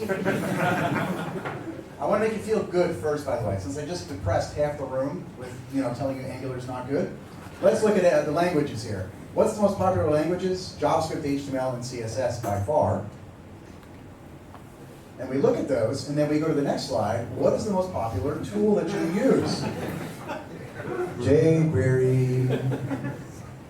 React and Angular are almost tied up there. Vue actually made the survey this year. It wasn't even on the survey in 2018, which I found fascinating.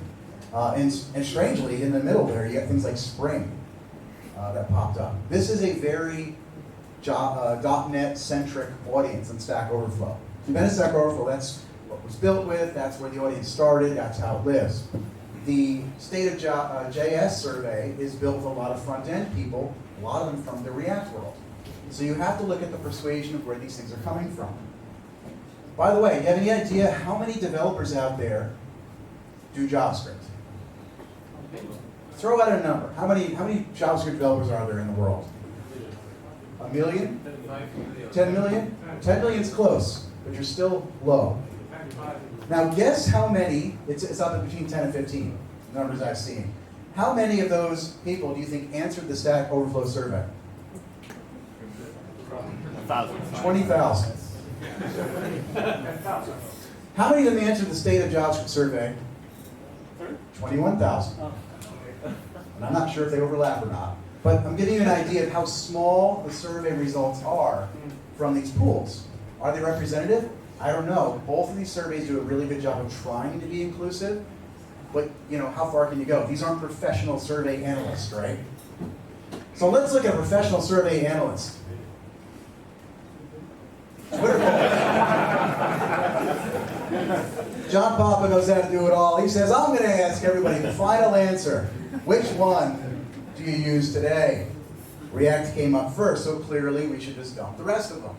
By the way, 11,000 people answered this one here because it took 3 seconds. And who didn't answer it? You didn't answer this if you're not on Twitter, you don't like polls, you don't follow me, or you were busy during the 24-hour period that I actually posted this poll. So basically, most of the world did not see this. And half the people probably clicked an answer and just said, oh, that wasn't the one I wanted. So what do? The polls are good. I mean, these are good pieces of information. I'm not saying throw them out. The people who do these have good intentions at heart, Stack Overflow and State of JS, but you can't use the polls as the only piece of data to make your decision. If you do, you're really leaving out quite a bit. You really are. But these are good pieces of information. So they have value, log that information, and let's move along and look at other things. If it's not the polls, maybe it's your goals. What are your goals? I hear this one all the time. John, it is so easy to get started with Vue. React, wow, I got up and running with it quick. Angular, no. So the easy argument, but easy is relative. I teach a lot of classes. I've taught tens of thousands of developers on frameworks and tools around the world. When I go teach Java and .NET based developers, they grok TypeScript very fast. They appeal to things like Angular really quickly. And they learn that like in a day. I've been through that with them. If you go to teach people who do other JavaScript frameworks or PHP or Ruby backends, things that don't come from the same places, or Python, it's a different experience. Very different. So easy is relative. Let me prove this to you. We're all going to draw. I love to draw. Everybody in here, by the end of this next slide, is going to know how to draw a Star Wars character. How many of you here have seen The Mandalorian? If you haven't, you must get it. Yes, I used to work for Disney. So first step of drawing The Mandalorian is to first draw a curve. Okay, these two guys are leaving, they can't draw a curve. The rest of you drew the curve, right? Now you just draw the bottom of the helmet. A little squiggly line, you're good, right? Next, you color in the helmet. What's wrong? Come on, this is easy. What is the problem? Why aren't you good at this? Why can't you learn Angular? It's easy. Why can't you learn React? What's the problem with Redux and Redux sagas and everything else in the world? It's easy. Easy is relative. If you know how to draw, drawing is easy, right? If you know how to change the oil in your car, it is easy. If it's not, you pay someone. So what does easy mean? Is it easy to learn? And was that relative? Easy to maintain? Easy because you already know it. That's usually what easy actually really means. There's something that you can relate to in this tool that made it easier for you to learn this than something else. I'd say that's a fair statement for anything you've learned. We suffer from a disease. Everybody in this room is going to die of this disease. It's called the curse of knowledge. Curse of knowledge is the problem that we all have. Have you ever tried to teach something to somebody that you know, and they're just not getting it, and you're frustrated, and you're trying to figure out why? It's not easy. You know my pain, sir. The problem is you have the curse of knowledge. When you know how to do something, you try to teach somebody else. They don't have the same experiences that you had trying to get there. When Roy taught somebody how to do GraphQL, he sits down with them, great presentation, thank you. Going to GraphQL, are you going to learn it at the same speed in 20 minutes of everything he's learned in his years of doing GraphQL? No, of course not, right? So you go through that, you have to think about what was the aha moment for you when you learned these frameworks. How did you finally grok what these things meant? JSX, state, hooks, Redux, any of these concepts, components themselves. Prior to this, MVC, MVVM, MVP, all these different patterns that are out there. You had to have learned something along the way, and it may have taken the compilation of your experiences to get there. And then you expect to come into a room and go, I'm going to learn Svelte in 5 minutes from Chris. Not going to happen. So we have to really try to break that curse of knowledge we're teaching ourselves and teaching other people of how these things work. Empathy is the key to doing this. Understanding why things work the way they do instead of blasting them for doing it the way they do. Oh, I can't stand Angular because they have classes. And I don't like React because they put their HTML inside of their JavaScript. And I don't like Vue because it's got 3 letters in its name. Whatever these things are, you look at them, you gotta have empathy for how these things are created. It's not like Evan Yu and Igor Minar and Dan Abramov are out there looking at these different frameworks going, how can I screw over the development universe? They're not. Everybody's out there trying to make life better. They're doing the choices that they think is right. So when you learn these frameworks, you gotta look and choose based on how they look at the world. So let's also create some goals. One thing is really important is understand what are your goals in choosing a framework. A lot of times I get asked this question, one of the first things back is I ask, why are you asking the question? I'm like a politician. So Madeline, my daughter, why are you asking which framework you should choose? And then she's like, I don't know, it just seems like you talk about it a lot, so I should ask. But usually it's more like, well, what is your team doing? Are you on a team? What do they know? What are you building? Do they already have apps built in React, Vue, Angular, Svelte, whatever? What are you trying to get out of it? Do you not like what you're building with today? You have to really look at why. Why you're doing this in the first place is really important. If the answer is just because, I ask you to go and search a little harder. Why are we trying to change what we're doing? Why are we trying to pick one of these things? Is it to get a job? Well, then maybe you should look more at the job demand skills that are in your particular area. Is it because you had a problem building a certain app that something wasn't there? Maybe you should look at that problem and see which one solves it best. What about features? This is the biggest lie in this whole talk. There is a feature in one of these frameworks that the others just can't keep up with. It's just not true. I'll list a couple things here. They've all got components, there's performance, different ways of state management, they all have CLI tools, they all have something like hooks that solves a problem to go get state. Like parent-child communication. What do you have in all these? You want to talk from a parent component to a child, you've got things called props and inputs to pass them down. Oddly, a little bit of trivia, in Angular, guess what inputs were first called in the betas? Props. I have no idea why they changed. And then, on the way out, outputs. In Angular, we have outputs with an event emitter. In Vue, we've got this $emit, because it costs you money to use it. And in React, we just use props. Cross-app communication. What do? This one's very different in the three frameworks. You can use JavaScript modules in all of them. But in Angular, there's something called dependency injection, which comes out of the box, which Java and .NET developers know very well. And it works really well in Angular, so you could use a module, or you could use dependency injection, which is super easy. So slightly different ways to use different features in your app. Which ones have the best CLI? Well, they all have a CLI, and they all have slightly different approaches. React CLI, create React app. How many of you here use that one? Pretty cool, isn't it? Get an app up and running in seconds. It's got the structure. You don't have to worry about my files in the right places. And where's Webpack and all that? It just works. It's great. All three of these have the same philosophy. If you want to generate an app quickly, use the CLI. If you want to build an app successfully and not worry about configuration, use their CLIs. Vue has a little more attention on the aesthetics with their CLI. They even have a UI for their CLI, which just blows people's minds when I tell them that and see it. They're like, wait a minute, I can use a CLI like a terminal and a UI? Well, kind of. And Angular does a few extra things because there's more stuff in Angular like components and services and whatnot, and you can generate these. But they all work, they're all good, and if you're building with the frameworks, to me the recommendation is use one of the CLIs. What about transpilers? Out of the box, JavaScript, TypeScript, Babel. You can flip these around if you want. You can use TypeScript in all three. Does it really matter at the end of the day? Some of you probably are very passionate about TypeScript. Some of you are probably very passionate about Babel.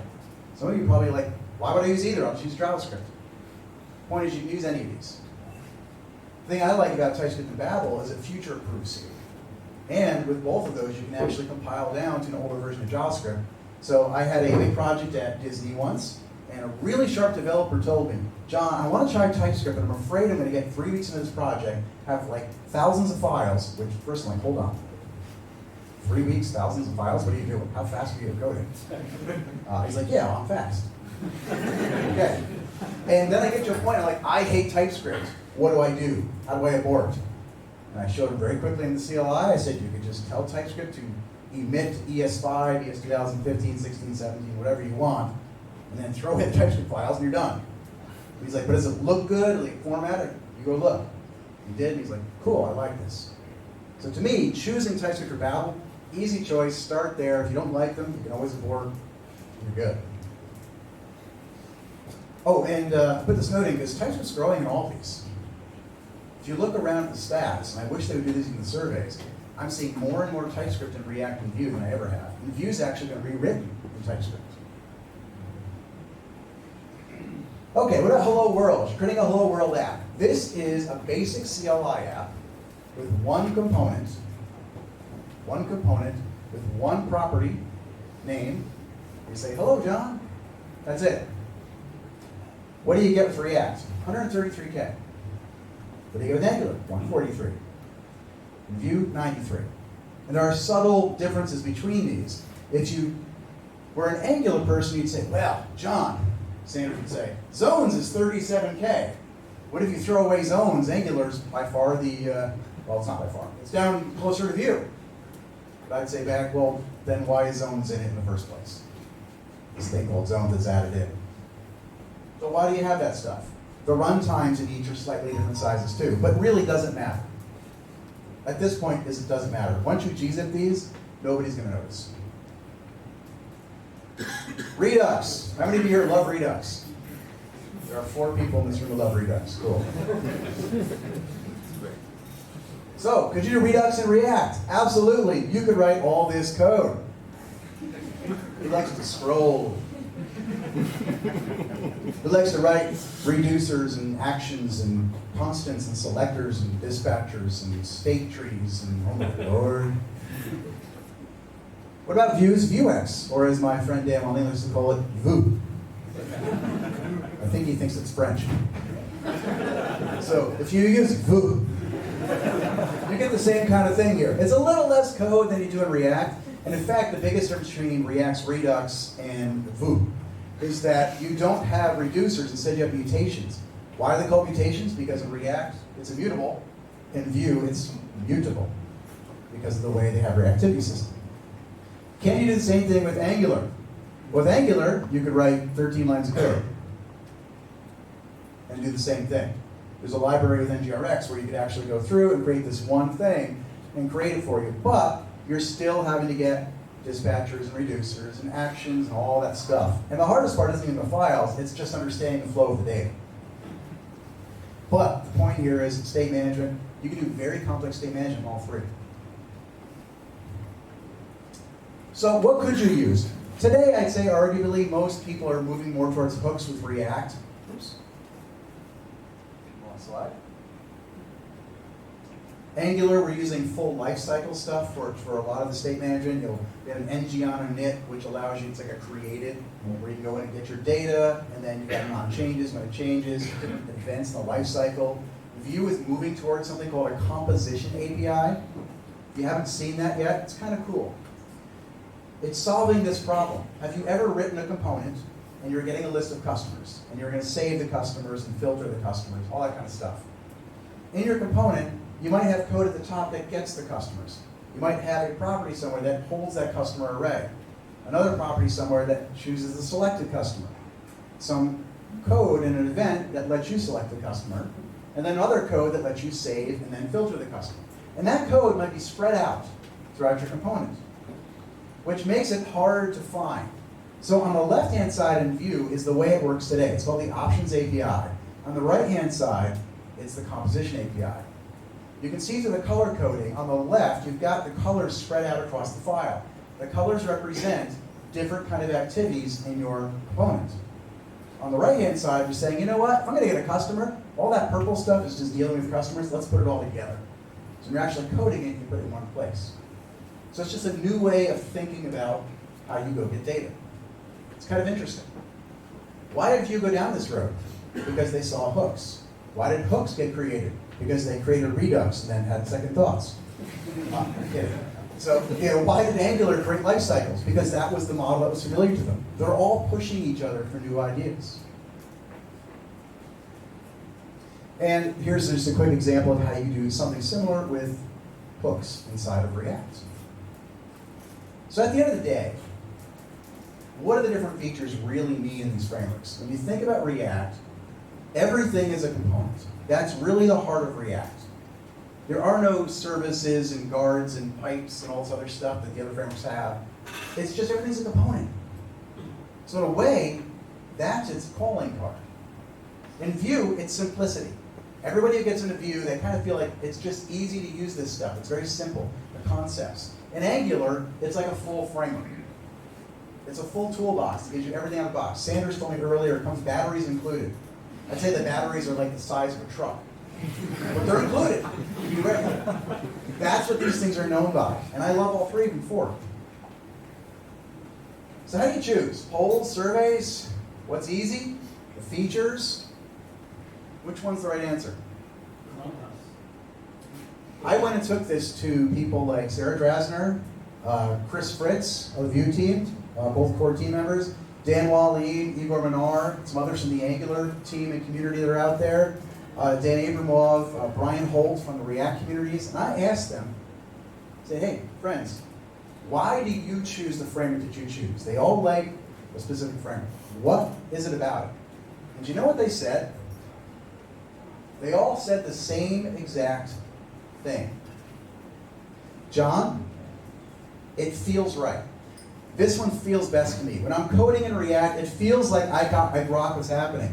It feels like Angular is something I'm familiar with when I'm using the components and the services. And dependency injection makes me feel good. Vue feels good because when I teach it, people understand it in 4 seconds. They walk out of the room, they're experts. Everything feels right. It feels good. These are very highly technical people, right? Some of these names you've probably heard about there. They feel right choosing them. I'll bet you all have a feeling about which one you like. Chris likes Svelte because it feels good.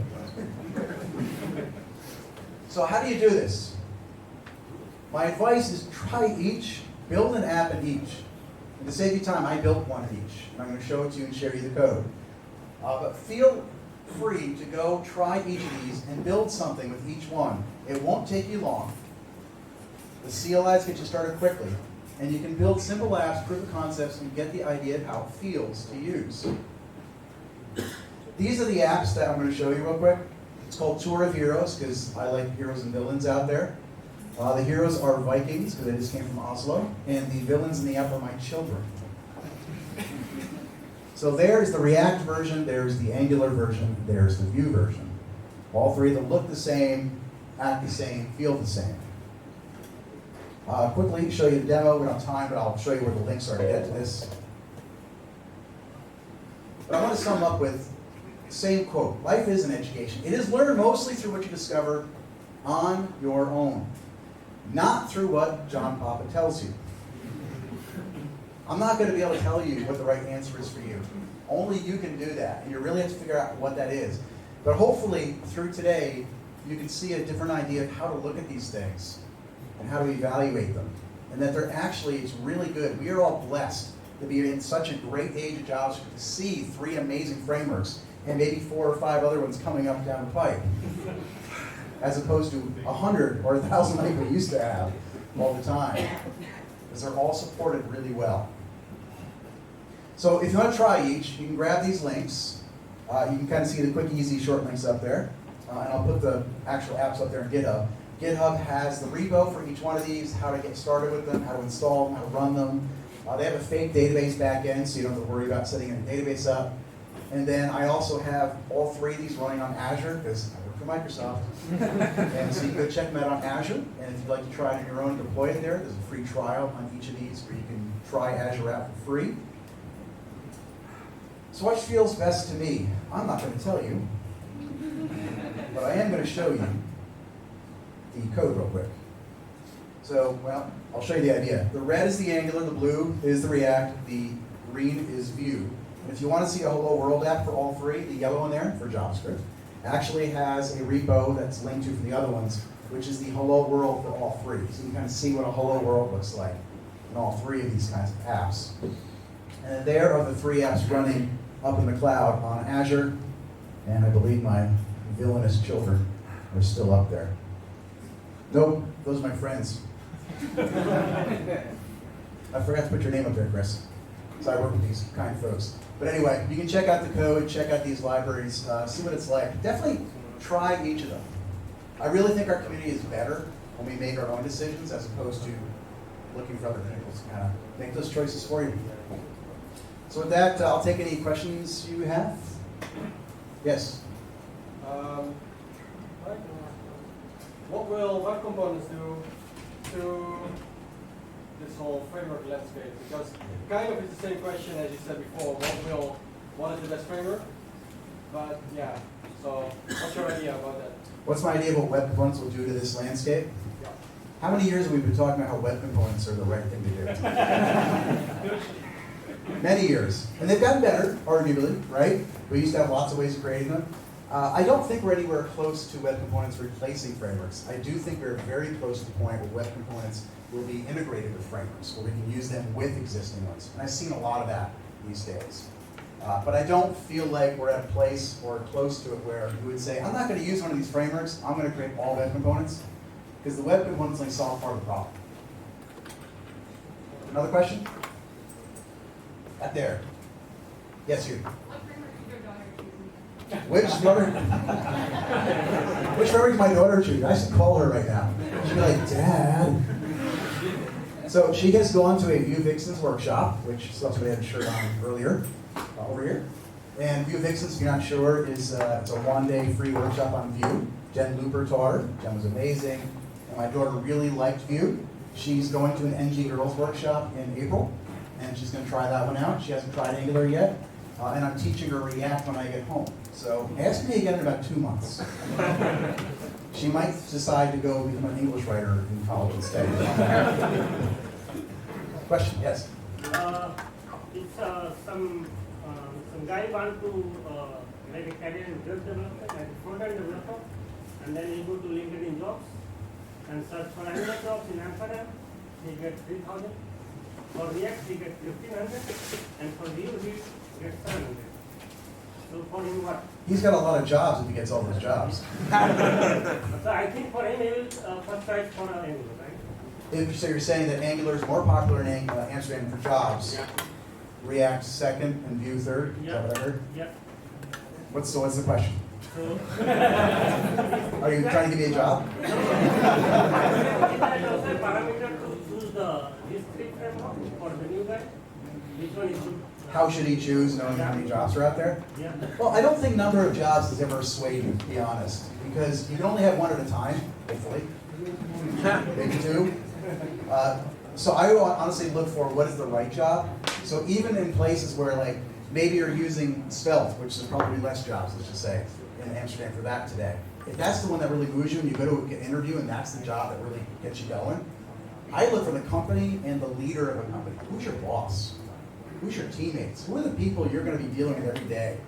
I actually evaluate that way higher than I do which framework I'm using. Personal answer. If you're going to get paid either way, like you get paid your job, right? All right, cool. Guy in the back. Two questions. What was the fastest time to interactivity in your examples in what frameworks? And the second question is, what's the least heap size memory in those frameworks? So let me go run the profiler and I'll figure that out. So you're asking which one is the first time to first byte? Is that the first question? Like the time to first interactivity? Time to interactivity when you can start timing your That's a really good question. So it's actually something I've been playing with quite a bit. And my talk at NGConf in 2 months is a little bit about this. When you load the first app and you're trying to get it up and running, you trip over a power cord. What's the quickest it actually gets usable? Like people can actually use your app. All three of these have very similar times for this, to be honest, when you use the hello world and stuff out of the box. But each one of them has different techniques where you can make them faster. For example, in Angular, there's a technique called preloading that they let you do, which lets you preload information in the background so you don't have to wait for that stuff. If you take advantage of that, Angular will look faster if you don't do it in React and Vue. So I think none of them are different there. Heap size, I have no idea. Sorry. Let's go on this side. Sorry, back to you. Yes. Let's go back in time. Purple. Yeah, no purple. Let's go back in time. So I started with my first framework with AngularJS, and the first thing that came up was your guidelines. Let's say the Holy Bible we live. And back in the days, like, oh, you should follow these guidelines. Jump up wrote this, and oh, it makes sense, and stuff like that. So how did you came up with it? Was it more like a frustration, or did somebody told you, yeah, you need to write this document? Or was it just, so much mess, I'm going to write this, and did you ever expect it to, like, yeah, grow? That's like 9 questions. So I think the question is like, what inspired the style guide for AngularJS 7 years ago, I think? To be honest, I worked at a lot of companies where my job was to get hundreds or thousands of developers on the same page. And if I didn't have something to automate it with, I usually started with a document. And I wrote this document out for JavaScript itself and for Angular, separate ones. JavaScript would never made it into GitHub, by the way. So the Angular one I put up there to GitHub because I figured, hey, this makes it easier for ready to get. And then suddenly people started starring it and writing trolls on the internet about how much they hated it. I love your style guide, but I hate this one thing. I hope you don't hate me now. Okay, that's fine. But basically the reason I did it was because I needed a way to remember it and a way to edit it easily. The best part about the style guide, frankly, was that, to me, was that it wasn't a rules. Have you here seen Pirates of the Caribbean, the movie series with Johnny Depp, crazy guy? One of the great lines in there is they talk about the guidelines, these pirates' code, right? The pirates' code are more like guidelines and not like rules. That's what these style guides should be. Because if I try to tell you how to code, you're just going to go, haha, no. And nobody should tell you how to code, to be very honest. So the first thing I did in the very top of it, which I think half the people read, was these are guidelines. Use it, fork it, change it, throw it in the garbage. Make your own is the only rule that you should have. Have one of your own that your team follows and be consistent. And to me, that's what I learned about that, was people really were crying for having something to follow. And to me, I really like those kind of things because then at least, you go around a company. When I worked at Disney, if you look at any of the Angular apps, they were all written very similar. You could take developers and move from one project to the other. And it wasn't like, who wrote this? Oh, it was me. So that's why I did that. Yes? Two questions. One is serious.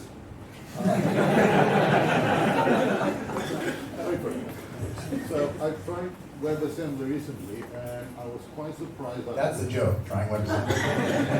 I took a Rust crate, compiled it into WebAssembly, coded from JavaScript. Everything runs just fine. I've never had to look at the Rust code itself. It's in my browser, transforming Markdown to HTML. No issues, basically. So for some reason, nobody talks about what WebAssembly is effectively expected to be. I even asked the Google developer advocate, and the answer is embarrassing. So I'm going to ask you now, what do you think about WebAssembly? And the second question, for us Google lovers in the audience, is what